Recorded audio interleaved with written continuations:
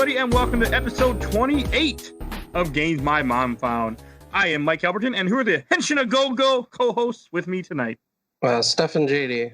Stuart Hughes. Sam Mercer. And Stuart. No bit this time. We change it up every week.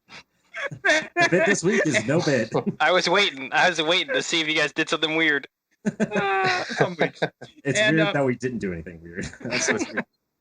Stuart, do you want to introduce the lovely, wonderful game you picked out for us to enjoy this week? Sure. I didn't actually pick this game out. I asked Sam, and he said, hey, play Viewtiful Joe. And I was like, sure, I haven't played that game in God knows how long. Let's try it. And so we decided to play Viewtiful Joe. See, when I first... Oh, keep going. And it was awful. When I first heard that story, what popped in my head for some reason was Sam being the snake in the Garden of Eden, like, here, Stuart, play this game. They'll have fun, Stuart. Basically, Sam's role in my life is just... That's a game. You should enjoy it. It's fun. Stuart was Eve going, here you go, guys. Here, try this lovely game. You will be just fine. That's how my head pictured it when I first heard this. I don't know if we mentioned this on the last show that Sam guested on, but we've been friends since college. So what, like 8 years now? Yeah, something like that. Yeah, something like that. And I don't think any single interaction we've had together has come out with either of us like benefiting from it. It's always it's always like, hey, forget your work. You don't need to do your job. So he definitely is a snake. Just play one more game. We don't need to go to sleep yet. We only have exams tomorrow. Whatever. Wasn't there a point where you had a bunch of work to do or something, and you were like, screw it, let's play Resident Evil this week, and you drove down to Virginia Beach? Yep. We just played all of Resident Evil 0. Yep. Yep. That is also another awful game. Yeah. I never played 0 yet. I really want to, I think. Well, fingers crossed. Maybe it'll be on the podcast. It's beautiful. I'll say that. It just looks gorgeous. It does. Survival horrors don't bother me as much as something like this because I can use guides and figure it out. Now, this shit, a guy can tell you what to do, but that's nice. Don't mean nothing. Speaking of guides, this is really funny. This is the only game I ever bought a guide for. This was like one of the first games I ever got, and I was thinking, like, this is so awesome. And I got as far as, I think it's the first act, that stupid bus. You know, you have to get on the bus and you have to use slow-mo.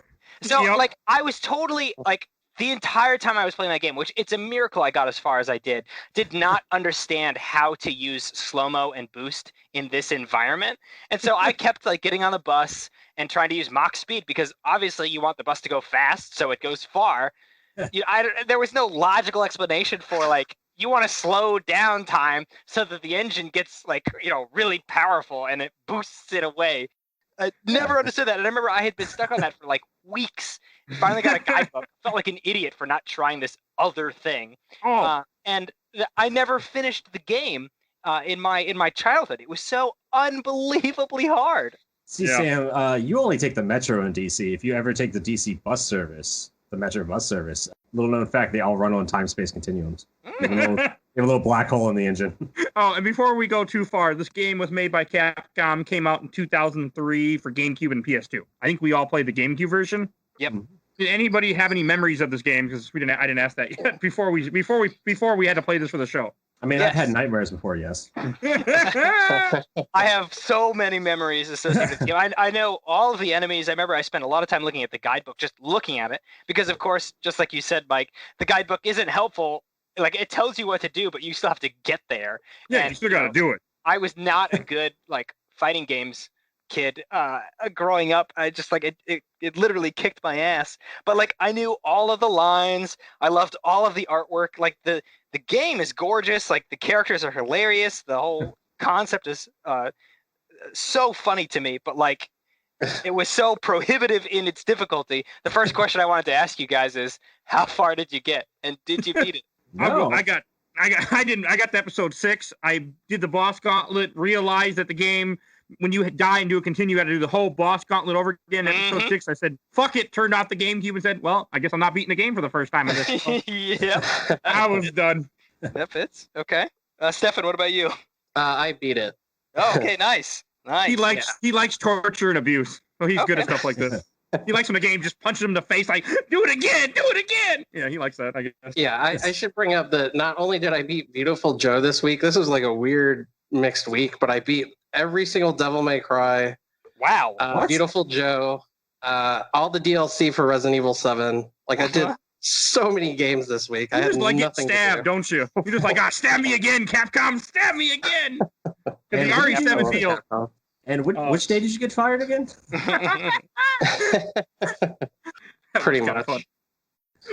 Devil May Cry game was quick. also was unable to beat the game. Where did you get to, Stu? I want to know. I got about as far as Mike with the boss rush. I was just like, I'm not going to finish this.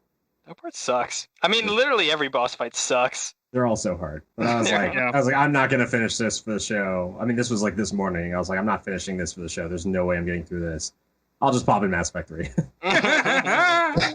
Well, it's really funny. So I got to Tuchanka, if that's what you're asking. I got to Tuchanka and I saved the Krogan. I don't know what that is. That's how far I got in Viewtiful Joe. It's a Mass Effect. Oh, okay. All right. It's a Mass Effect joke. I remember Krogan. I don't remember exactly what he's talking about because it's been a very long time. You gotta cure the genophage. Yeah, that's a good game.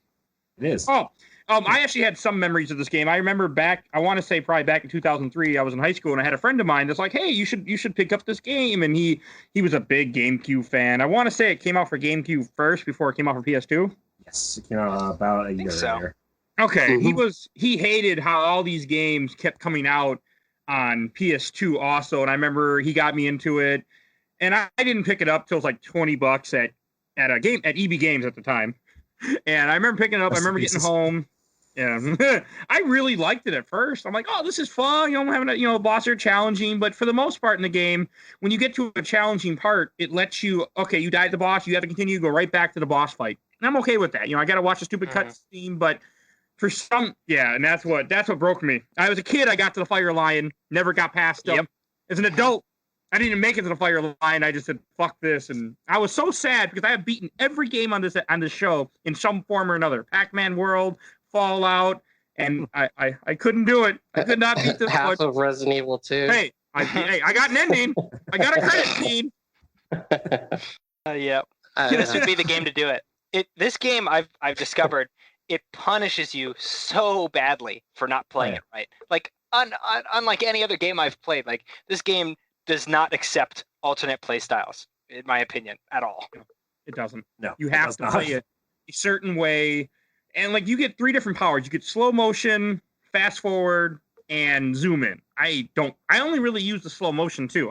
Zoom in I use too a little bit, but I don't know. I mean, if anyone hasn't played this game, it's an action platformer, very much about combos and speed and being very, very quick what you're doing. Well, we should say you don't get power ups. You get visual effects. Yes, yeah. Because the whole concept of the game is you're in movie land. You go into it's very much the same movie. It's very much the same story as like Last Action Hero. Yep. Right.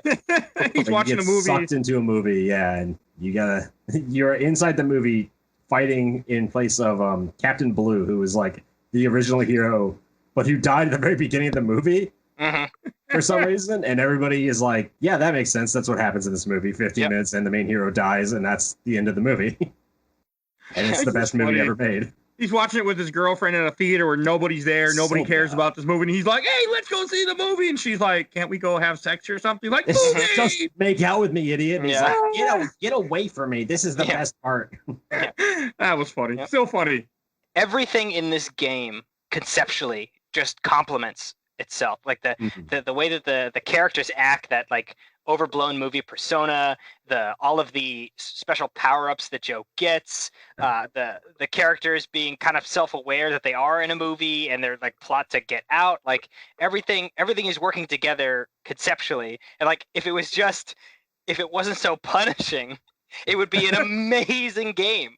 But so like I figured out when so playing this game again for the podcast, something just clicked midway through, and I figured out the game, and I was able to beat it. And I remember being so unbelievably happy. It's like beating some of those like early childhood learning games that are unbelievably hard, and you go back and you play when you're like 15, and it's for like 7-year-olds, and you're like, hell yeah, I fucking beat this game finally I did it. But so like in this game, you have to take advantage of the zoom in way more than I thought. When you use that VFX zoom in, you're actually doing like significantly more damage. And the other thing that the guidebook doesn't even tell you is that when you're in the zoom in mode and you do that spin kick, you have invincibility frames for like all of that, except for like 1 or 2 boss attacks. So like you can avoid all the damage these bosses do, which are like multiple heart attacks.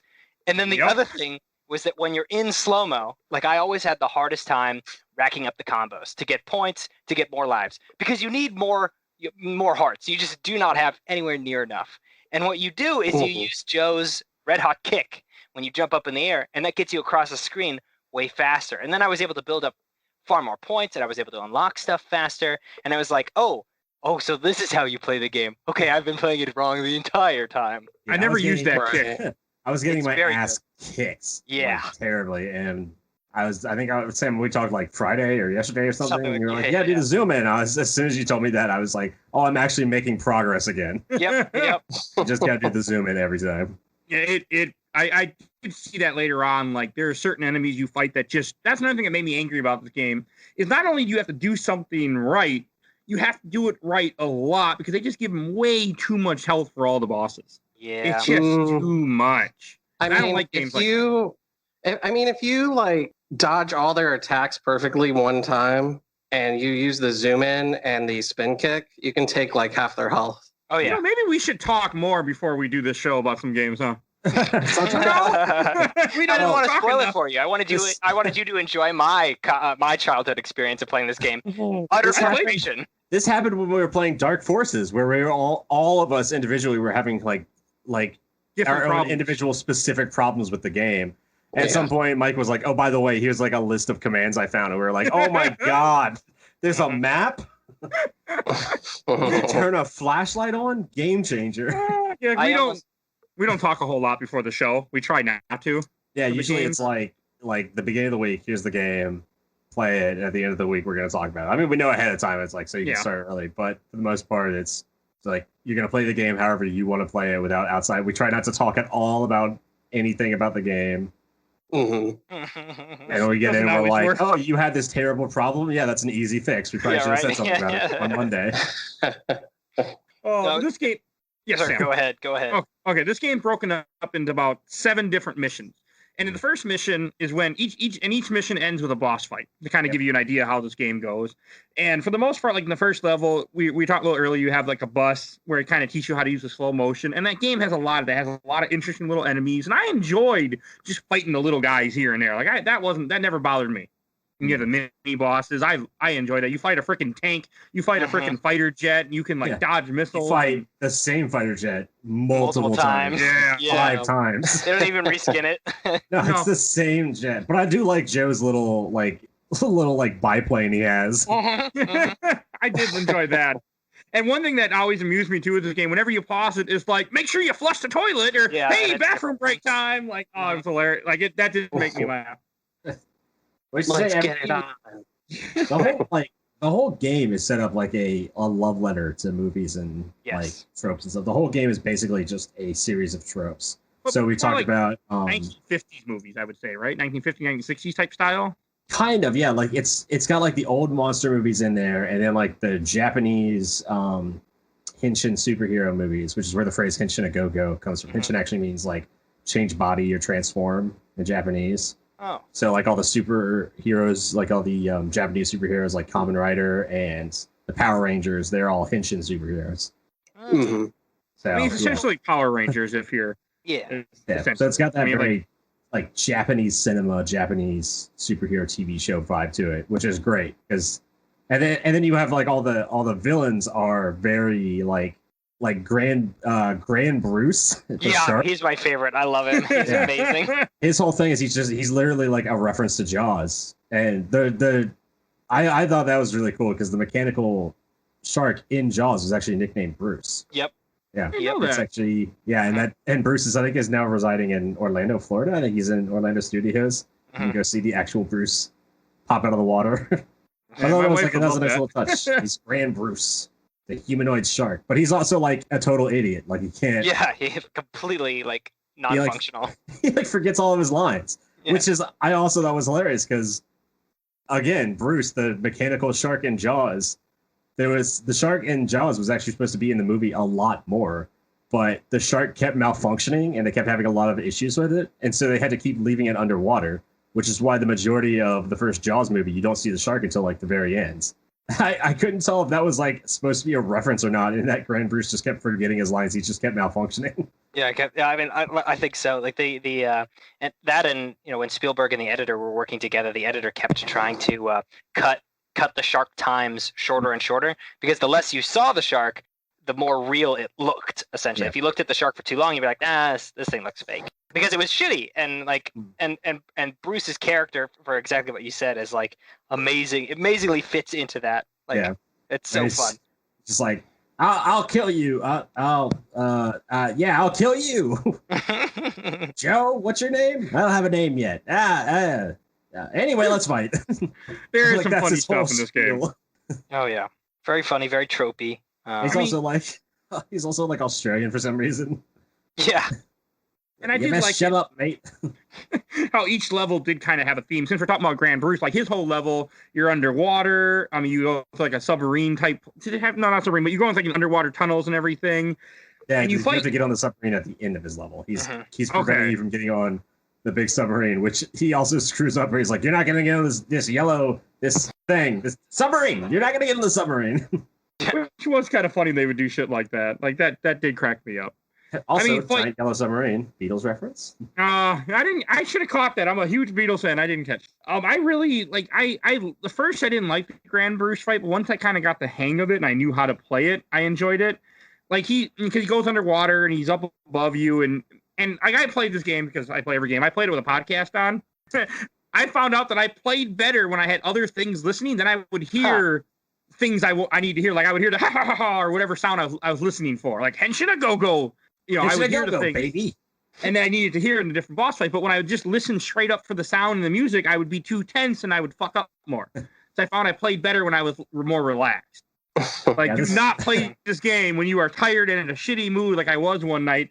Oh God, I could not. Yeah, I could not be one of those. You'll throw your controller at the screen. I mean, this game is like the definition of an epilepsy warning, where it's just everything on the screen all the time is flashing and freaking out, and there's just a million noises. Just like, yeah, it's hard to play this game like trying to listen for cues because it's just a million things happening.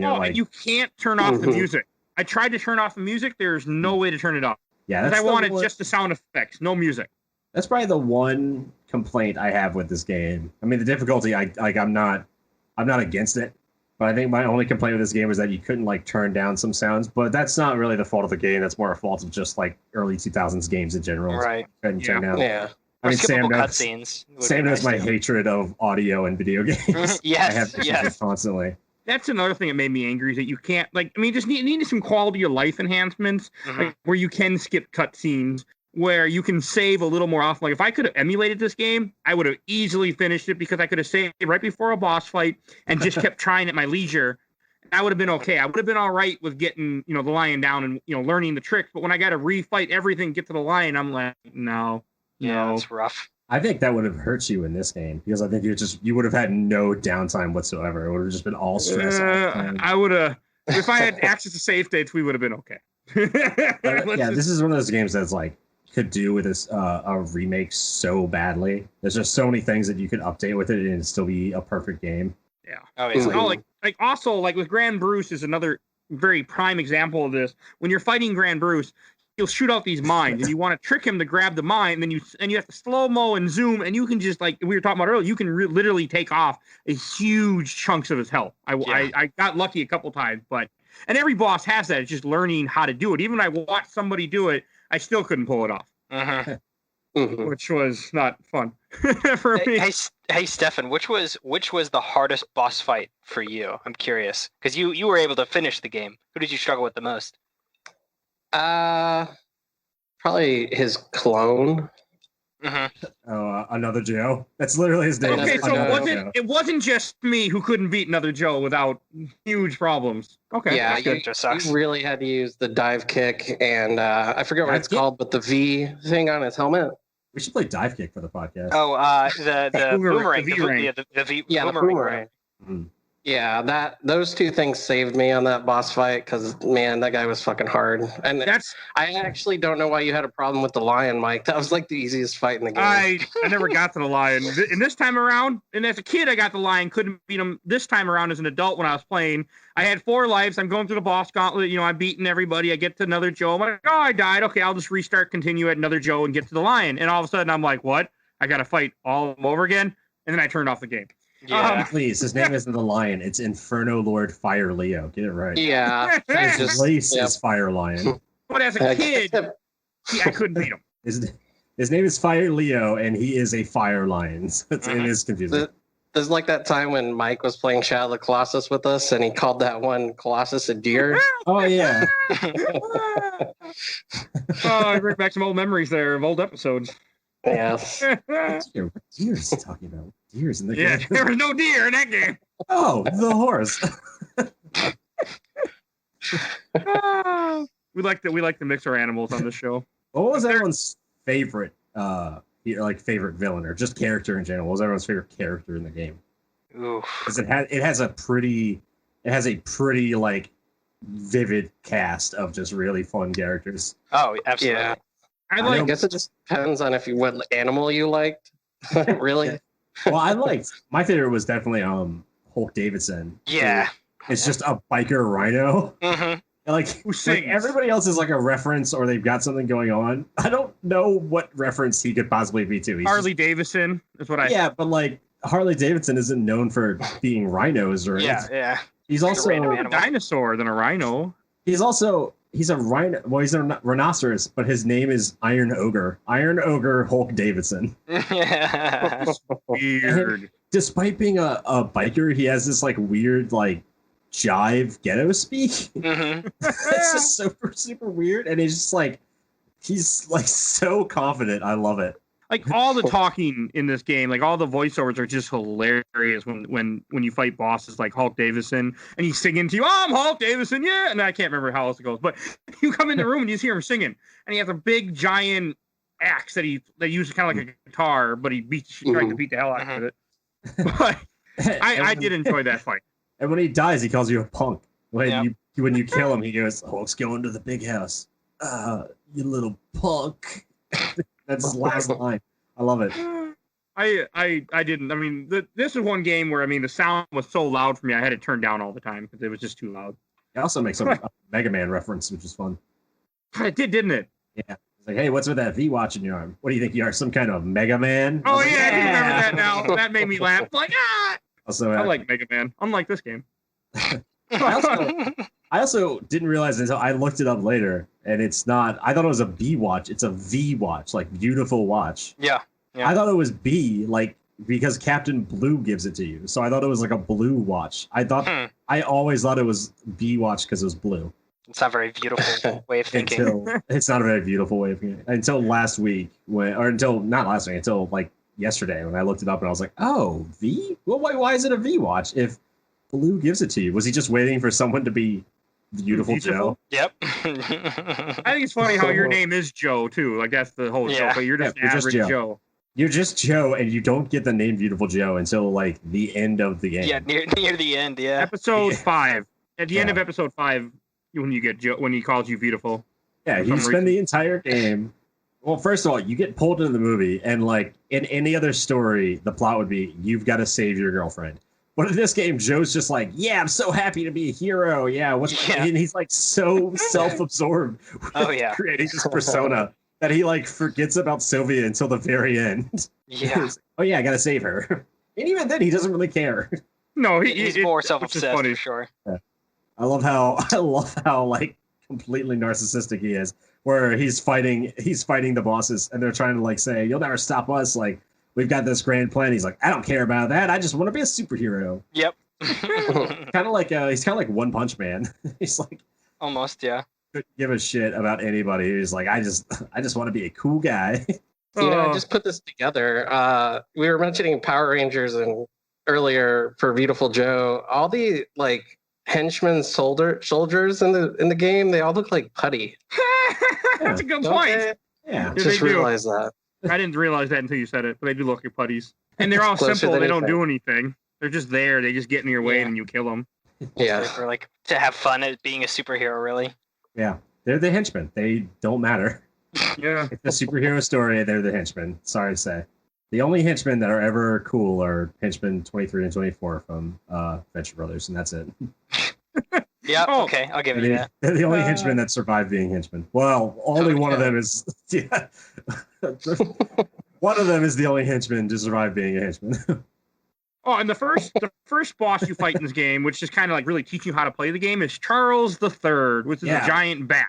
I like Charles III. And he's like a movie agent or something? Yeah, something like that. I couldn't. That's one thing I didn't like about. Well, another thing I didn't like about this game, it didn't have subtitles, and I like subtitles in my games. Yeah. I like to be able to read what they're saying. You kind of needed it for him, especially for the bat. Yeah, because he's got this weird like. They try to make him sound like what a bat would sound like. So he's got this weird like sonar audio glitch to his voice, and it's just impossible to hear him. Who are you? Yeah. The first thing he does is laugh at you, and it's like, oh, okay, now he's gonna talk. But the talking sounds exactly like the laugh. Oh God.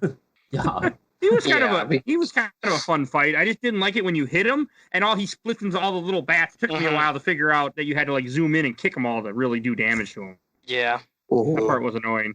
He has also one of my favorite lines. All the lines in this game are my favorite lines in the game, but he has one of my favorite lines where he's like, "What nonsense he speaks!" It's just such a weird thing to say. He also says "oopsie poopsie." It's a nonsense game at times. Like it's meant to be. It's meant to be very humorous. Very. If it wasn't so hard, I would enjoy it. Right? I know. That was the thing. When it first got put on the show, I was excited. I'm like, yeah, I'm gonna finally get to beat this game. And then I went, oh. Nope. I was also excited by the prospect of beating this game because I never played it as a kid. But I had friends who talked about it and they loved it, and a lot of people made reference to it. I know Sam fucking loves it, clearly. But I never sat down and tried to beat it. And sadly, I was not able to beat it this time. It's like, oh, yeah, that's why everybody loves this game. No one beat it. So basically, Sam and I were going to have to make a weekend where instead of playing Resident Evil for a week, we're going to have to play Beautiful Joe. Yep. Get me through it. That'd be great. We'll teach you. I'm never going to go play this game again. I'm done with this piece. Yeah, I understand. Just wait. We're gonna have to do like a special series in the podcast at some point where we're like we run out of games to play, and so we just go back and play all the games we couldn't beat.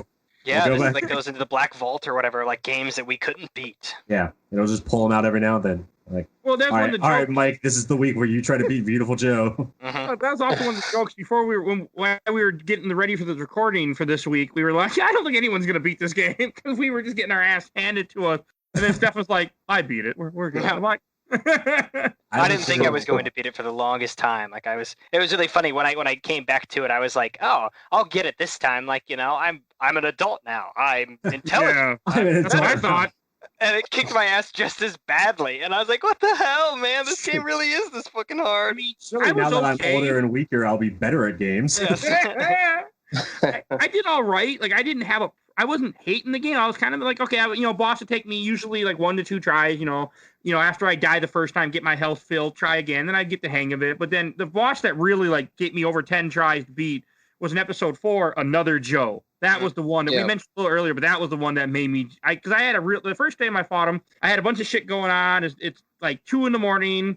I'm pissed off. I come home, okay, I'm going to play a little bit of Beautiful Joe before I go to bed. I need to do a little bit. And I get to Another Joe, and I get my ass handed to me. You cannot play this game when you're tired and in a shitty mood. You will get nowhere. I could not do anything to him. I think weirdly, I had more trouble with Another Joe than I did with Alistair. Another Joe's harder because Another Joe, you can't. He likes to run away from you, which wouldn't be a big deal when he runs away. He goes, Henshin-A-GO-GO, baby. And all of a sudden, he starts shooting clones at you. And if you get caught by the clones, even in slow-mo, they can take away like 3 to 5 hearts with no issue. Just boom. I'll fuck you up. It's terrible. Yeah. Well, a lot of the bosses all have a move where they can just decimate your health if they catch you. Mm-hmm. Which I do not like. They all have their power. Yeah. Because it's a Power Rangers-esque game. Every bad guy has to have like their one ultimate move. Like the only thing this game is missing is transformations. Or like the 3 transformations of like the Frieza stuff. To mention Dragon Ball again. My only point of reference in life is Dragon Ball. I'm sorry, it's just gonna have to happen.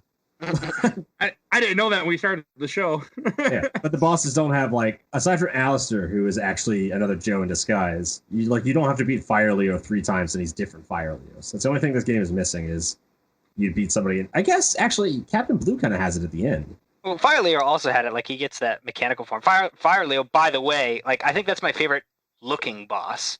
Yeah, like he looks awesome. And I remember fighting him initially. I was like, this guy's fucking hard. This is ridiculous. And like I had when I had played it when I was younger, like I got stuck on him, and like I think I came back like 2 years later, and I was able to beat him. And it was really funny getting to the next part. You fight the like mechanical Leo, and I think I just stopped playing at that point because I was just too terrified to even attempt the like second level of Leo. I was like, this guy's gonna be ridiculous. I guess you weren't beautiful. No, it wasn't beautiful. Oh, like it's funny. In the guide I pulled up just to kind of talk about it, it says for the health for Fire Leo, around 30 red hot 100 punches. Mm-hmm. Yeah, that's the way they judge his health. I'm like, what the? I mean, that's another thing. Like with this game, is they just take so many fucking hits, and it's just ridiculous to me. Mm-hmm. Like another Joe also is one where he's hard to, because he has a level that's very big, and he can run away from you. He can also summon your ship that you have that you use too, which I found out if you use your boomerang, you can take down the ship real easy and get health, which I would do constantly for him. Because fuck that guy. But I watched videos of people playing this game, and every boss they would beat in like less than a minute. They would just corner him and just start. Yep. And I tried it. I'm like, oh, I'm gonna do what they did. Yeah, it didn't work out so well for me. I watched a speed run of some guy, Davison, with just the boomerangs, and I almost threw my controller through the screen. I was so mad. I'm glad you brought up Stuart. I was going to mention it later, but since you brought it up, the record for this game is 27 minutes and 23 seconds by somebody like 5 years ago. Yeah. I'm on speedrun.com, but I watched a speedrun of this game from Awesome Games Done Quick, and I couldn't even enjoy it because I couldn't even watch because he's constantly just running in speed. I'm like, I can't even understand what the hell you're doing. Just get the game done. I'm like, what? No fun to watch. Can't. There's nothing. You just see the screen. I mean, even though I know what's going on, you don't see any. This is not I can't imagine people who speedrun this game because it's just the whole time you're holding down R almost. You're never slow-mo. You're just, everything is fast. I imagine it's the same people who like only play Mortal Kombat and they're just so fucking good at Mortal Kombat that no one can be there. It's like, well, I see no point in playing other games because only Mortal Kombat exists and that's the game I'm good at. That's how you play fighters. I mean, this game's probably kind of like that. Is you only play Street Fighter. We play video games. You play just Street Fighter. That same idea. Which I'm stealing that joke from another podcast I listened to. This game is kind of like a beat 'em up, but it just has like special powers. It's a Japanese. The boss fights, they are like beat 'em ups. Yeah, it's a super Japanese beat 'em up. That's a good reference of it. Hey, Stefan, how long did it take you to beat the game? Do you remember? Probably over the course of 4 days. You didn't see the completion time at the end of the game? I wasn't paying attention. I actually don't even know because at the end of the game you go to fight Captain Blue. Yeah. And I was on my phone not paying attention, so I don't know if it was the moon or if it was his secret base. I don't remember. That's I was just like, oh, here we are. Did you see the? I had no idea that there was this awesome music video at the end. Did you get to see that? That was amazing. It was a huge reward for finishing the game. They just had all the characters in like a cheesy like black and white music video, and it was amazing. I loved it. Like so corny, like ridiculous, but like it's such a fun little like, hey, here you go. After watching the credits, you've sat through this. Like we're just gonna give you a full 3D rendered music video of all these characters. I was like, this is entirely unnecessary, and I love it. It was weird. So I don't remember that. Huh? That's strange. I mean, this game is just pure cheap. The one thing. Oh yeah. Another thing this game was missing, which if they remake it, they need to include, is like a big Godzilla fight, like a giant. Because I mean, there's the whole theme of the game feels like very what's the word, like tokusatsu, kaiju, Godzilla movie. No, well, kaiju, yes. But there aren't any kaijus, except there maybe aren't any kaijus, King yeah. Blue, whatever. But it's called tokusatsu, which is like the Japanese live-action special effects of kaiju movies. That's like the term for them. So like any old Godzilla movie and like Power Rangers and Voltron, that stuff. That's all tokusatsu. And the one thing that this game needed was like a big kaiju fight to really bring it all together. Yeah, I think that would have been really fun. Yeah, especially with how well this game does with like level design and everything. I think you could have had a really cool fight in there. because I mean, some of the levels in this game are so cool to me. I love how this game The is set levels up. were cool. I mean, as you'd go around like a beat 'em up world and fight enemies and have little things to do, it was cool. Like the train, like when episode 5, when you go on the train, you have a timer, and I mean that was fun. Yeah, because it's a side scroller, but it is a 3D side scroller. Mm-hmm. I mean, I get it. It is a really cool game. Like it's very fun to play. It's just some of these boss fights. I mean, and again, if you just had a little bit of quality of life, improvements to this game that we're used to now, I would have had no problem with this game. Like I'm imagining, it was I think Holt Davidson's level where you're in the big like skyscraper and you keep going up the elevator, which was awesome. Yeah, it's so cool. And all I could think of with that fight was like, it would be so awesome to like be going up an elevator like this and fighting a giant Godzilla monster, or like you get to the top and you have to fight King Kong. Hey, Mike.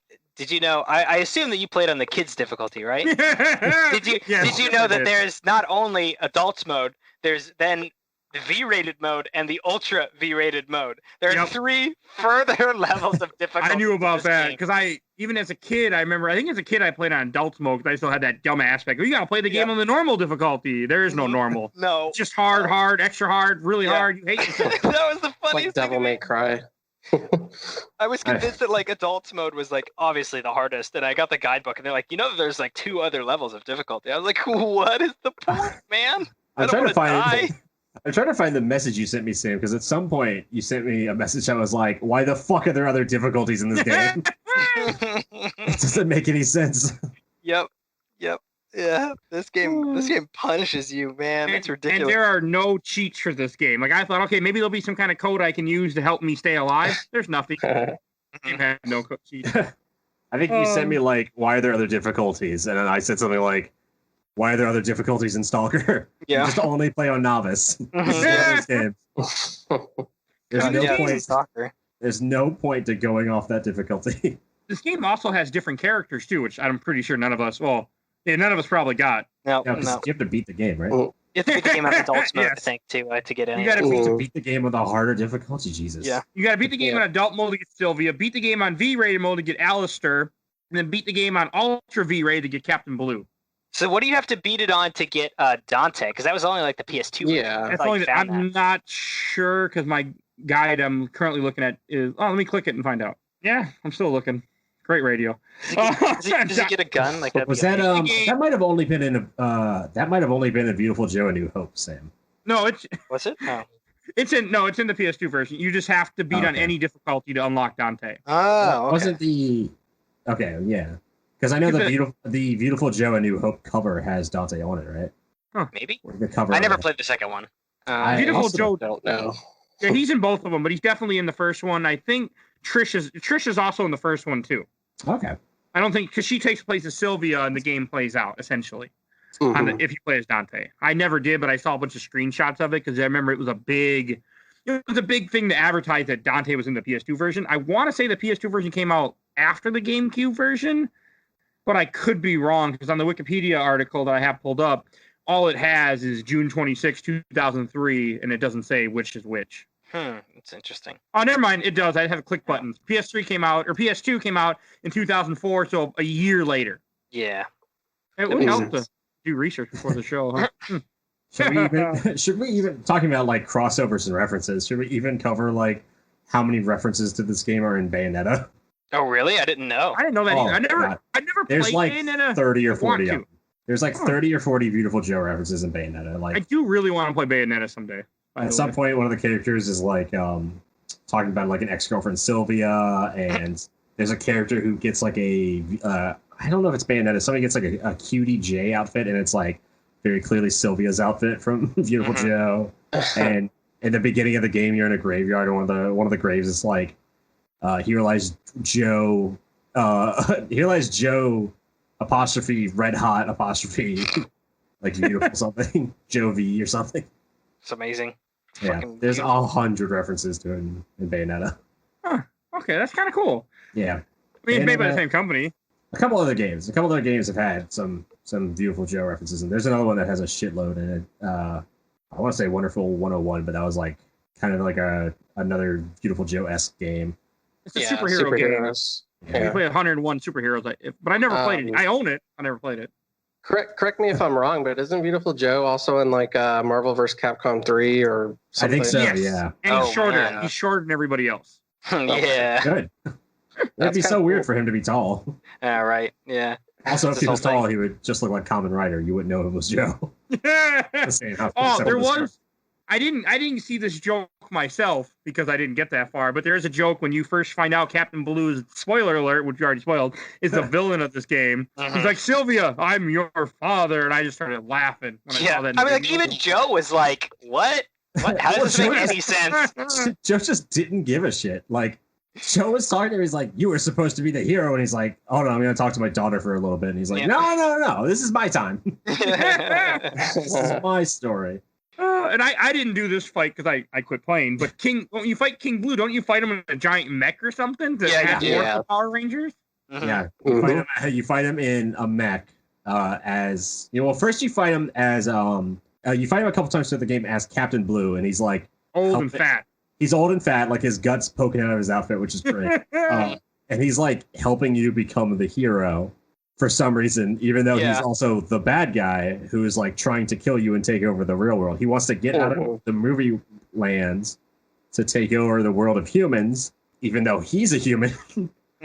Which you find out later, he's also King Cold, he's King Blue, who wasn't a character until Captain Blue just decided he was King Blue for no reason. Right. And that's when you find him as mech.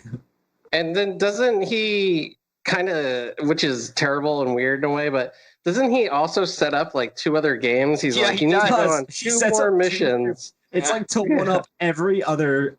That was such a, like, we're going to one up every single sequel bait in any movie or show instead of like Beautiful Joe will be back. He's like, wait a second, Joe. There's 2 more stories that must be told. And the game didn't give a shit in all the right places. That's great. Yeah, it's perfectly like they know exactly when to include movie schlock.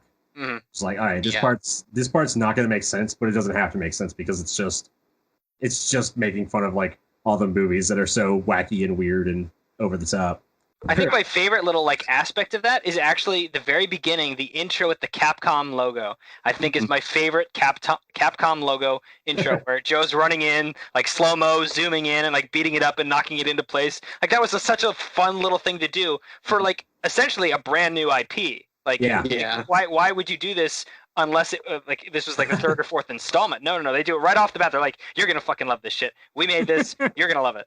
Yeah, props to Capcom is known for doing some very like out there and crazy games. I mean, they have like Resident Evil and like Mega Man, which are kind of like the most probably like the most grounded series they have. Like, that's hilarious. You saying that Resident Evil is grounded. Yeah, more grounded than this. Compared to like Viewtiful Joe and Ace Attorney and Devil May Cry, which is like, fuck it, we're Capcom, we can do what we want. Which we've brought it up on the show before when we were doing Resident Evil 2. Capcom has this like insane library, this insane backlog of games, and they've been remaking a lot of them. And I'm just sitting here waiting for like all these amazing fun little games from Capcom to start coming out, like Viewtiful Joe remake and like I mean, Devil May Cry hasn't done very well, but I mean they're constantly pumping out Ace Attorneys. I could see them doing. I don't know. I could see them trying another Dead Rising. Yeah. Or like a they kind of beat that into the remaster. ground, actually. Yeah, but maybe like a remaster of the first one with some extra shit. I don't know. They've just got all these games that like they're just sitting on them and they're so good. And like I'm so excited that they're kind of going back and saying we're just bringing these same games to a new generation and cleaning them up. Oh, and one thing that I didn't know about till just now, I was looking at the Wikipedia. There's actually posters, like movie posters for each of the episodes, because each episode holds a different movie. Oh god, they are hilarious looking. If you get a chance, you look them up on the wiki, not in the Wikipedia, but another part. Yeah, I'm looking at them right now. It's cracking me up. Oh no, Stuart, they have great graphic design. Oh, like Hulk Davison is based on King Kong, at least on the cover of it. It has a giant. Well, Hulk Davison standing on a tower. He's got Sylvia on one hand, holding a plane in the other. And I'm like, yeah, that's not a little obvious there, guys. I can't tell what's. Yeah, Grand Bruce's is like just blatantly it's Jaws. It's just the Jaws poster, yeah. but it's like Sylvia on jet ski or like on like skis trying to get away from him. Be cool. God, I wish I would have seen these earlier because these would be in on the Facebook thing. No, they're fantastic. They're so I love great. it. The hard part is going to be finding ones that are like scaled up well. Yeah. Yeah, Hulk Davidson has his like King Kong poster, but he's not King Kong. I just want a giant King Kong. I want Viewtiful Joe to be punching a giant King Kong off a building. That would have been cool. Or beating up Godzilla. One thing we mentioned briefly, but I wanted to go back over, is Alistair. That was a fight that I did enjoy, kind of like the evil version. Well, the evil version that isn't just Joe all over again, where he has he throws these swords at you, and I enjoyed that fight. I beat him on he's one of the easier bosses of the game. I beat him on my first try after I killed myself to get full health. And that was a fun fight. Like I just sat on top of the little building, the little like column there, and would jump over the blocks and just wait till he came to me. I mean, it was slow, but it worked. Not what the guides told me to do, but it worked. Yep. He got me through the fight. So, talking about references, I looked up Alistair's movie poster, and it's actually a reference to Okami, which his movie poster is an action-packed film from the director of Devil May Cry, Midnight Thunder Boy. And Midnight Thunder Boy was a firework in the Okami games. I've never played Okami either. Okami is great. Another game that definitely deserves a good modern remaster. It's on other systems, unlike this game. Like this game, you can only get Viewtiful Joe on either GameCube or PS2. They never re-released it yet. And I would love to see this re-release of a collection with Viewtiful Joe 1, 2, and Red Hot Rumble, whatever the hell that is, on a newer day system. That I don't think we will, but I would like to. You talked about like this game getting like remade, but like, you know, I come back to it, and aside from wanting to be able to jump cutscenes and like some quality of life improvements, like I don't think it would benefit from like an upres. Like this game is still like when I jump back onto it, it at least to me it aged perfectly. Like that, it's fine what it is because of the artwork, because of the nature of the game. It ages very well. Well, Sam, we still both play all the old Resident Evils, but the new Resident Evils are like they just capture the tone of those games so well. But I totally trust. If Capcom said they were going to remake Viewtiful Joe, I could see people saying like, "No, don't do it. Like the art style's fine, blah blah blah." But I mean, Capcom has just proven time and time again that they know what they're doing with their remakes. So I like if they just brought it out and they like cleaned it up a little bit, maybe added in some extra stuff. I think it would blow people away. Yeah, I agree with that. I am all for them reintroducing this game into the market. Because it never got a third game, right? I believe Red Hot Rumble, but no, not really. Yeah, which Red Hot Rumble's a different type of game. Or just do that third game. I mean, they've got that third game that they're sitting on. Joe needs to come back to save the world one more time. Yeah, Captain Blue's told us. Yeah. Are you guys telling me Captain Blue is a liar? Yes, I am. Are you guys? I actually had a quick question. So, if they did do a remaster of this and release it today with a easier difficulty, would it be called Infants? Yeah, right. That was funny. Yeah. Like half hearts. Players may cry. Yep. All right. Are you guys ready to? Babies may cry. That's the name of their new easy mode. Are you guys ready for listener questions? Sure. So.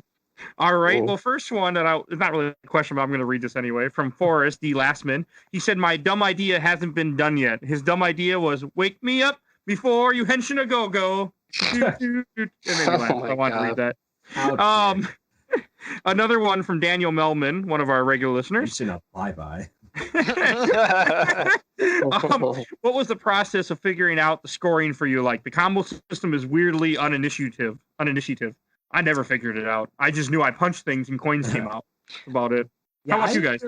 I didn't really get a handle on the scoring system. I'm usually pretty good about determining what gets you a higher score. But I mean, there's just so much going on in this game, and the score is kind of like tertiary. It's just like it doesn't matter at all to my enjoyment of the game. So I was like, I don't care. I like getting like awesomes and stuff. I like hearing Sylvia constantly yelling at you, even though she's been kidnapped. You still hear her voice constantly going like, "Just go for it! Good job! Awesome!" That was funny. What about you, Stefan?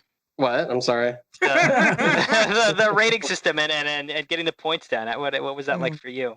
Oh, I didn't pay attention to it at all. Sorry. It's like completely unnecessary in the game. I mean, it's like it'd be a different game without it. Wow, my voice is completely fucked right now. Hold on. Yeah, it's like if you took it out, it'd be a different game. Mm-hmm. It's like that kind of thing where you want it in there, but it doesn't matter. You want it in there so that people will ignore it.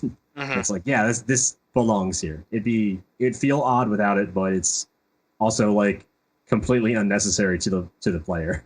Yeah, it was a good system to let you know, like, I think the intention was to let you know when you were playing the game right, but like at least for me, when I first played it, it was like, oh, it's clearly obvious that I'm playing this terribly because I keep getting crappier.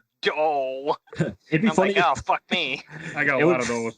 If they remade this game, how would you feel if they kept the scoring system, but it was random every time? Like it didn't tie to anything. It just brought up random stuff. Yeah, that'd be fantastic. Like every time you hit or got hit, it would just assign you a random score. It'd be like, not good, do better, great job. You get killed by the boss. It's like awesome.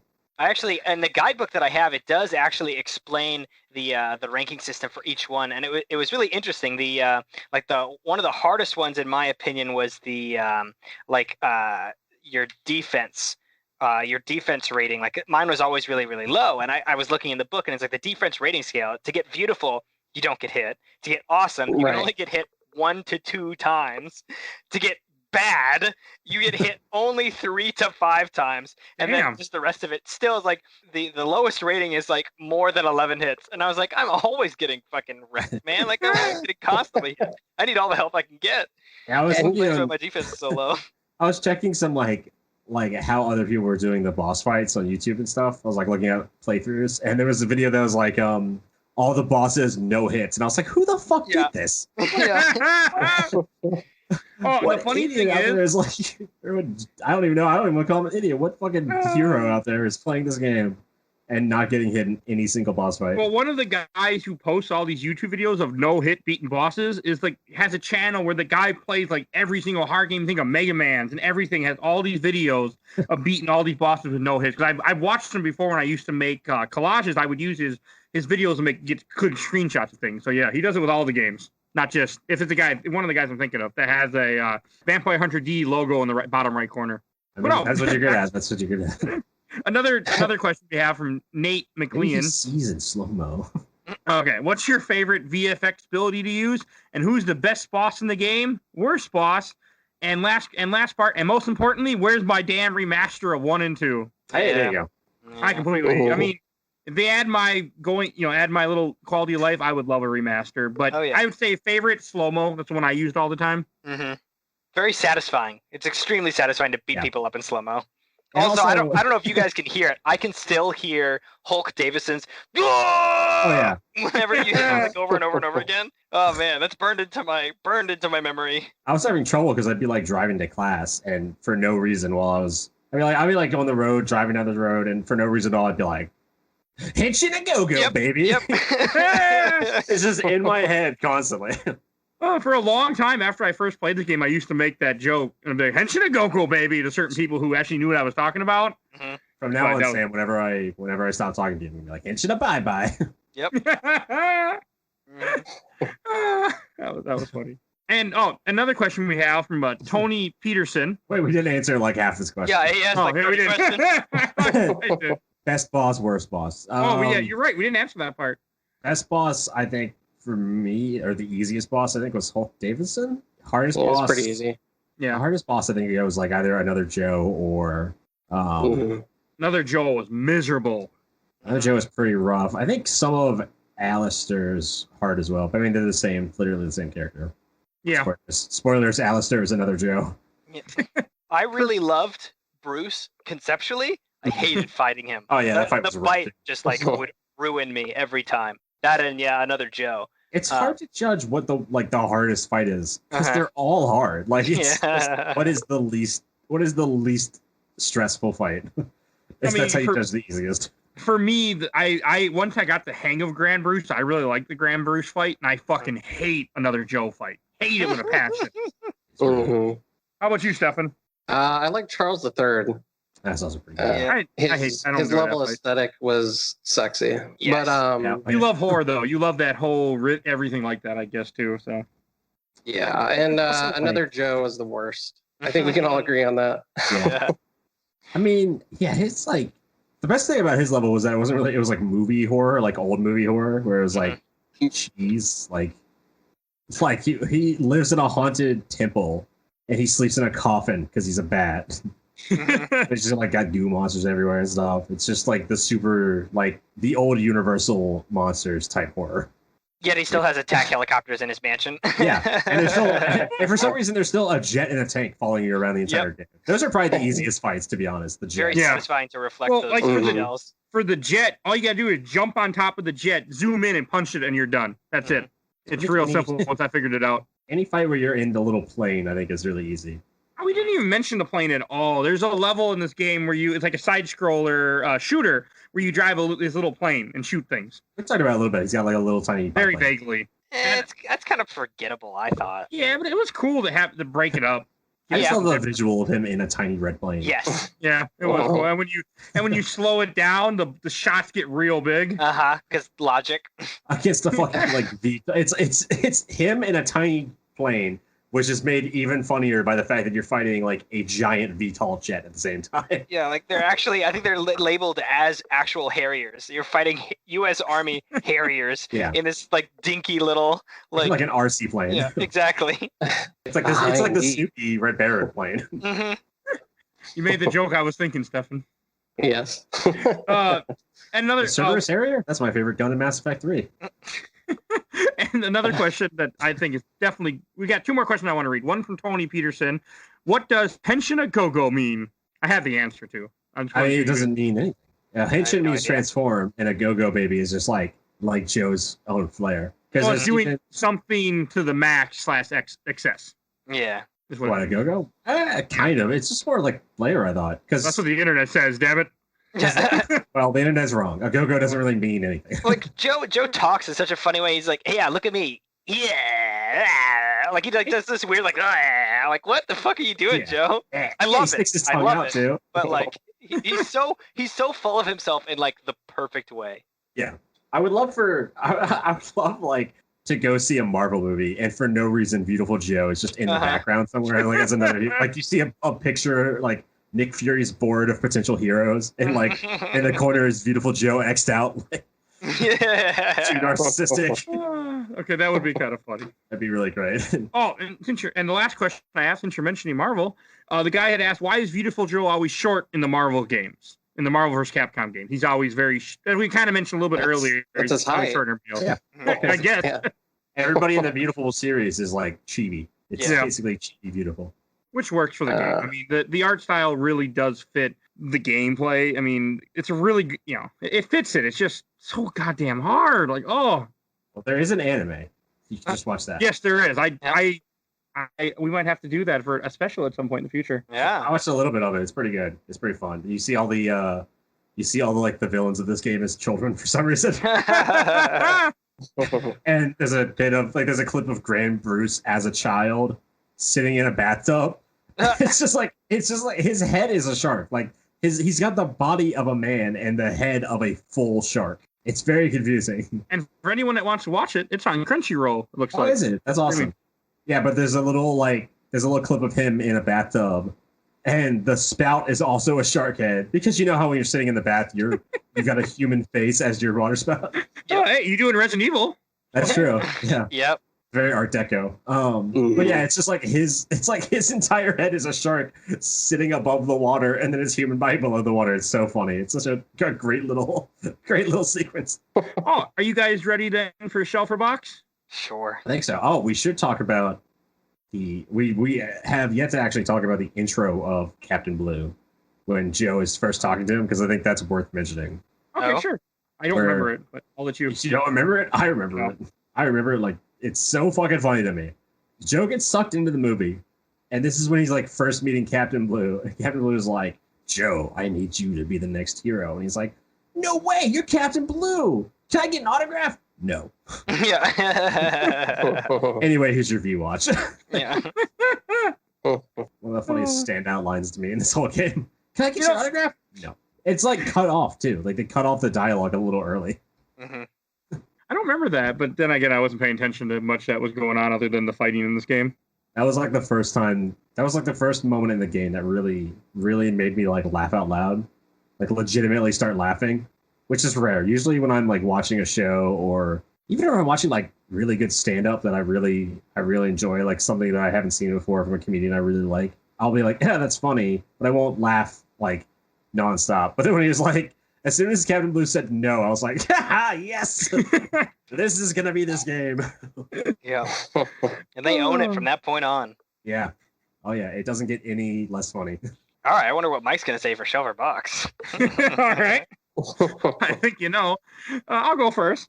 I'm gonna say Box because fuck this piece of shit. It's a good game, but I never want to suffer. Never want to suffer like this again. If I want to suffer, I'll just put my hand in boiling hot water and play this game again. Oh god. Yeah, but you gotta put like a bunch of food dye and like glitter in there, and then it'll be beautiful. And then scream while I do it like Henshin-A-GO-GO, baby. Like it's a cool game. It's just I don't have the time to want to redo a level over and over and over again because I'm just that's part of it. Just I can't. I thought as an adult, like okay, now I'll be able to figure this out. Like I have no time, and the game just didn't do it for me, and I never want to play it again. And this is after my second copy of the game because I was too lazy to take out my first copy of the game that I have somewhere in a bin in storage. So I bought it on eBay. Yeah, so I have 2 copies of this game now. They're both going to be in a box. That's what they will say. How about you, Sam? So it's funny, like if it wasn't for the like, I'm not quite sure where I would have stood if I hadn't like then figured it out and beaten the game finally after all of these years. I forgot to mention I saw my original save files 10 years old. 10 years old. I was like, oh my god, I'm aging. This is ridiculous.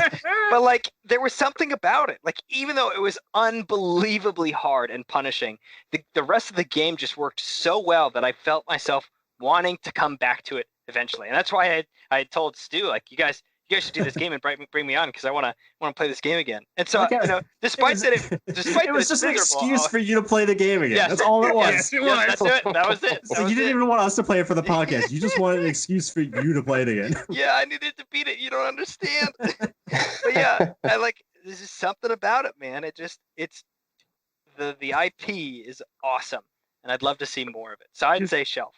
This game wasn't originally on the schedule. Originally, this was supposed to be Lion King, but then we changed it to this game. I think probably a good decision. Yes, I agree, but I would have rather played Lion King. We'll see what the numbers are. We'll see if we get like a ton of. It's like all of a sudden we get a shitload of fan mail, like hate mail. That's just like, we wanted Lion King. What the hell? Yeah. Stuart, how about you? So I'm gonna put this on my shelf.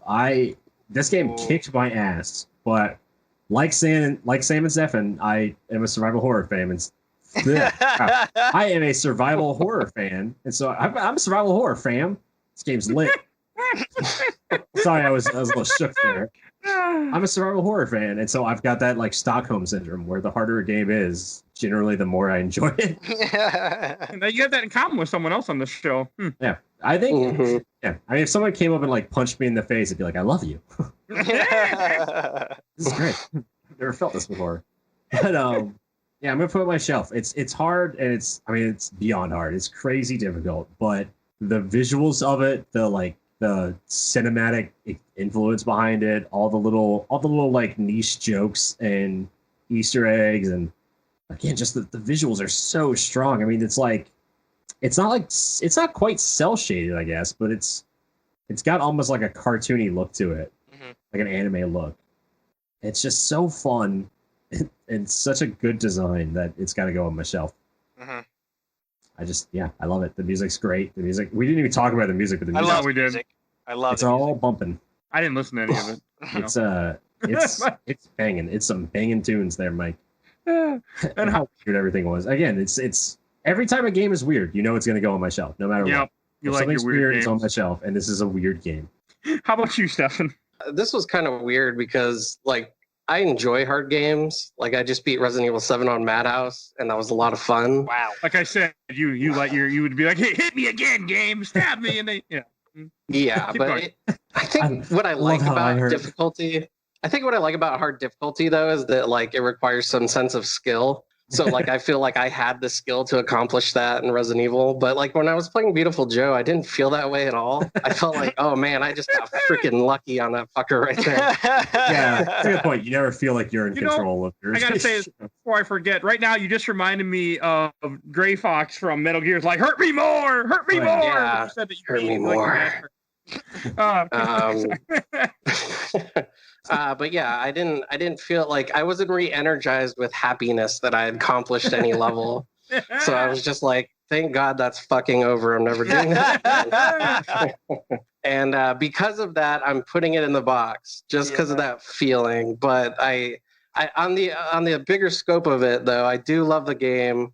I do love the animation and Joe's like antics of not caring about anything on any level. Captain Blue is a cool villain, even though you saw that twist coming a mile away. Well, they tell you at the beginning. They tell you that there's going to be a plot twist. Right.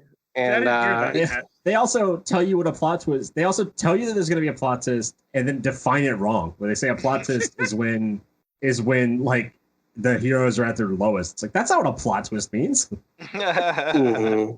Yeah, so I think like the other 90% of this game I loved, especially like when you would slow down time and like a helicopter would be shooting bullets at you and it was like the Matrix, you were dodging it and stuff like that is awesome. And I'm glad Capcom took a chance on this IP to actually bring it out to us because I did enjoy my first time playing it back in high school, but this time it's going in the box.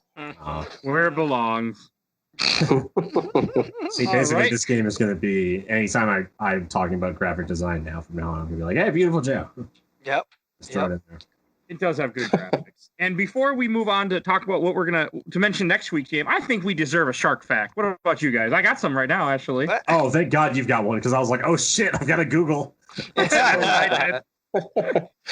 So we're gonna bring it you all intents and purposes. I don't remember the other part. What do we have here? I don't remember. I'll see you in shell, you son of a bitch. Each whale shark spot pattern is unique as a fingerprint. Oh, and also, I didn't know that. I didn't know that. And last one: different shark species reproduce in different ways. See, the trouble with this segment is I never know when I'm trying to think of like a fact. Like I can't think of it during the week because I can't remember if it's a fact I said before or if it's just a fact I've heard a lot since I literally live at the beach. I hear a lot of random sea facts. And so I can never remember, like, oh, is this something like I wrote down to like put on the podcast or something somebody told me? Like, why am I remembering this? I don't feel bad. I've never even kept track of what we did for Shelf or Box yet. And one day I'm like, I should really make an Excel spreadsheet and figure out what the hell we said throughout the show. I've constantly got like 10 octopus facts going around in my head. And I'm like, I said one on the show, but I can't remember which one it was. And Stefan, you want to introduce what we're playing next week? Yes, we are playing a Sega CD game made by Hideo Kojima-san. It's called Snatcher. It's going to be interesting. You all know as much about it as we do, so. It's basically played a little Blade Runner. Yeah. I am very excited for next week, and I think that's going to be awesome to talk about that game. Yeah, we're going to have our special guest. All right, and you guys have any plugs you want to mention? Sam, since you're the guest, before I get going, plug? No. The only thing I would say to all the listeners out there, if you get a chance to come onto this show, it's a lot of fun. It's a lot of fun to talk to these guys, and it's always a real pleasure to be able to guest. And thank you guys again for bringing me on for a second time. I had a lot of fun. And normally we play games that are actually fun. Yeah. Yeah. Normally we'll make you play a game that's pretty easy and enjoyable and doesn't make you want to stab yourself and jump off the balcony. But some poor bastard's gonna be like, "Oh, I can't I want to be on the show," and email us and be like, "You are playing all of Demon Souls and Dark Souls this week. Have fun." Oh my God. You've got 3 days to do it. And before we wrap up, please follow us on Facebook and Instagram, where I'm constantly posting images of the game, images for the game that we got upcoming to the show to kind of get you a little background before you listen to us jabber on for an hour. And also want to give a quick shout out to our wonderful intro and outro that we have courtesy of Bulby, aka Mike Stoney. It is Cool Kid Squad from his EP Bite the Bullet. A graciously let us use, please follow him on YouTube. And you can find more episodes like this on Stitcher, wherever you did find this. We have a bunch of different things we're doing. We're starting to do a few more specials. We have a comic book special that we already released. We have a movie one. We're going to have more movies, more comic specials coming out along with our regular weekly episodes for you guys. If we just want to keep, we want to keep making you more content and keep you guys listening to us because it's fun. My favorite thing about Mike plugging Bulby is that the structure of that plug changes just in the slightest way every single time. It's not, for anyone that listens, it's not written down anywhere. I just remember it, and I've said it almost like, what? Now it's probably about 20 times or 15 times now. So like, I'm always like, oh, yeah, there it is. Every single week, I'm like, I don't think that's how he said it last time. It might not be. I go back and process it, and I go back and listen to the old episode. I'm like, no, it's not. It's slightly different. It's just the slightest change. At some point, we're going to get him on the show, though. At some point. That'd be great. And then we just got to wait till we put together season 3. We got a lot of people that we're going to get on the show in the future. Yeah. I mean, I'm sure we've mentioned it before, but yeah, we've just opened up to a cavalcade of guests at this point. So everyone wants to just message us because that's kind of like our format now is we're just going to have random guests on all the time. Yeah. Which is cool. We have everything pretty planned out ahead of time for the show. Yeah. And so you don't have to listen to the three of us being boring every week. You get to listen to 4 people being boring. Normally, I like the guest we have on. I don't hate his guts because he made me play a game from hell. Normally, sweet. I don't know which game this was. You won't like me. You won't like me very much, Mike, because I'm going to be pressuring Stu to bring in more RE titles. I'm okay with that. Yeah. I'm okay with that. I need to finish them, and for almost most RE titles, I can play with save states. Or an RE title, I just read a guide that says, "Don't go left, go straight." Okay. It's something like this where it says, "Okay, you're going to slow down and punch him." I slow down, he punches me, and I'm like, "What the hell?" So, and I have a running joke at this point where it's like we'll just name games back and forth, and we're like, "That's impossible." Like if we were talking about Viewtiful Joe, we're like, hey man, Alien Hominid also exists. Yep. Yeah, see, Alien Hominid I could use save states on though, because there's other ways to play that game, like the Game Boy Advance version. So Sam was partly the inspiration for me to pick Fallout. So yeah, you can. I really hate you, Sam. Yeah, you are the snake, and and Stuart was Eve. Like, I'm sure that's a good idea, Sam. I would love to play that game. Why is Eve like a Southern belle? Then you I have no idea where that came from, but Lord, I just can't wait to get out of this Garden of Eden. No mind. I just want to play some RE titles with them, man. It's gonna be great. Okay, well, I'm just a simple only woman on earth. Yeah. For anyone still listening, you have a wonderful night. We will see you next week. Bye, everybody. Oh, and I'm made from the rig. Henshin-A-GO-GO, baby. Bye-bye. Henshin-A, bye-bye.